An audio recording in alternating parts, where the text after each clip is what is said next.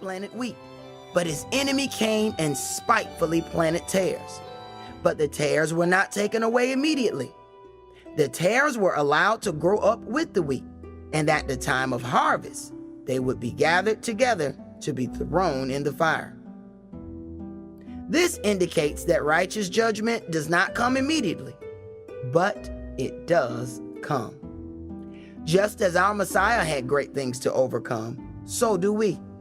Yeshua spoke and said, "Whosoever loves mother or father, sister or brother more than me is not worthy of me." We must also take into account that Yahweh our Elohim is a very jealous Elohim. It is imperative that we remember he is a spirit, and we must worship him in truth and in spirit. Choosing anyone or anything above our Creator could be detrimental to our salvation. 1 Samuel chapter 2, verse 22. Now Eli was very old, and heard all that his sons did unto all Israel, and how they lay with the women that assembled at the door of the tabernacle of the congregation. And he said unto them, "Why do you do such things? For I hear of your evil dealings by all this people. Nay, my sons, for it is no good report that I hear. You make Yahweh's people to transgress. If one man sin against another, the judge shall judge him.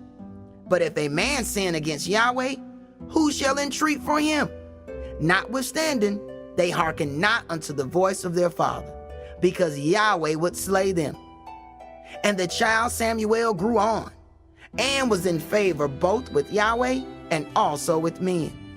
And there came a man of Elohim unto Eli, and said unto him, "Thus saith Yahweh, did I plainly appear unto the house of your father when they were in Egypt in Pharaoh's house? And did I choose him out of all the tribes of Israel to be my priest, to offer upon mine altar, to burn incense, to wear an ephod before me? And did I give unto the house of your father all the offerings made by fire of the children of Israel? Wherefore kick you at my sacrifice and mine offering, which I have commanded in my habitation, and honoreth your sons above me?" In Eli's refusal of discipline to his sons, the Most High said he chose his sons over him. This was definitely a decision of great heaviness to Eli, because he loved his sons very much. But we must ask ourselves the question: who gave Eli the blessing of being able to have the sons in the first place? We must not love the gift more than the gift giver. Sometimes we are proven or disproven by the very ones or things we love. Since the parable of the wheat and the tares says, "Let them both grow together," there will be people that we will grow with, but later find that they do not share the same dedication for the love of Christ as we do. It is not our responsibility to separate from those people, but if we choose them over the gospel, we would have failed. So let every man run, and let us remember that the race is not given to the swift, but to those that persevere. And in our perseverance, we shall be proven in battle. Thank you.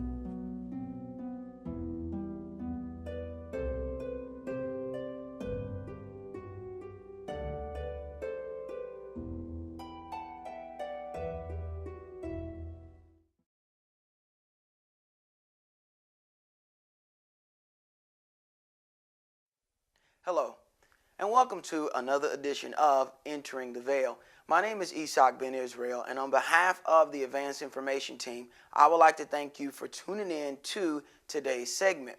Now, this is the Watchman segment of our program, and since some of you may not be familiar with what the Watchman does, this is a segment that was taught to me and taught how to do and perform the responsibilities of the Watchman by my teacher, the late, great Elder Yaakov.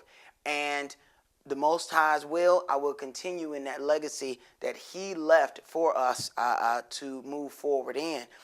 Since some of you may not be familiar, we are going to read this. So we're going to read about the watchman and the responsibilities of that watchman in Ezekiel 33. And I'm going to start this at verse 1. It says, "Again, the word of Yahweh came unto me, saying, Son of man, speak to the children of your people, and say unto them, when I bring the sword upon a land, if the people of that land take a man of their coast and set him for their watchman," these are the leaders of today, the watchmen. These are the people that are supposed to be watching for the danger that comes upon the children. "If, when he sees the sword come upon the land, he blows the trumpet and warn the people, then whosoever heareth the sound of the trumpet and taketh not warning, if the sword come and take him away, his blood shall be upon his own head." Now, this was a carnal description of what the watchman did. The watchman, of course, was on the high wall, and he watched for that danger that was coming. And it was a very, very strict job, because if you saw that danger and you did not warn the people, then serious consequences were to you because you did not warn those people. Verse 5, "He heard the sound of the trumpet and took not warning. His blood shall be upon him." Now, the people that heard the warning and decide not to listen, then grave consequences come upon them. "But he that taketh warning shall deliver his soul. But if the watchman see the sword come, and blow not the trumpet, and the people be not warned, if the sword come and take any person from among them, he is taken away in his iniquity, but his blood will I require at the watchman's hand." So you, O son of man, now he's taking it to a spiritual level. He's now telling Ezekiel what the thing is, what he has to do. "So thou, O son of man, I have set you a watchman unto the house of Israel.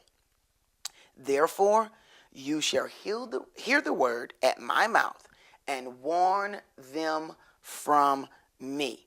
When I say unto the wicked, O wicked man, you shall surely die. If you do not speak to warn the wicked from his way, that wicked man shall die in his iniquity, but his blood will I require at your hand." This is a situation nobody wants to really be the watchman, because there's a serious consequence for those people that do not warn the people about the danger that is coming near them, that is coming toward them. Nowadays, there are so many influences because of money and so-called prosperity and things of that nature. Our so-called leaders don't want to warn the people, because they may tick off the powers that be, or the people that are in control. Man tends to have a little bit of loyalty to the people that provide his oil, his wine, and his flax, and all of these things. Basically, the people that pay man, that's who man has his loyalty to, and not to the Most High Covenant God of Israel. Man does not want to warn the people, because it's not any glory in being the one that gets persecuted for warning the people, because you will be persecuted by the ones that are in control. Now, I want to go now, since this is the first Watchman segment that we are doing, and this is under the Proven in Battle documentary, I would like to go into this piece of writing here by Paul, which my elder absolutely loved this, and he read it constantly on his Watchman segments. And I used to tape those Watchman segments, and I heard it over and over again. So this is especially a really good one for me to read on the first one. I'm going to start here. This is in Romans 11 in chapter 1. It says, "I say then, have Elohim cast away his people? Elohim forbid. For I am also an Israelite, of the seed of Abraham, of the tribe of Benjamin." Now, right now, you hear he's telling you his lineage. He says, I am an Israelite, of the seed of Abraham, of the tribe of Benjamin.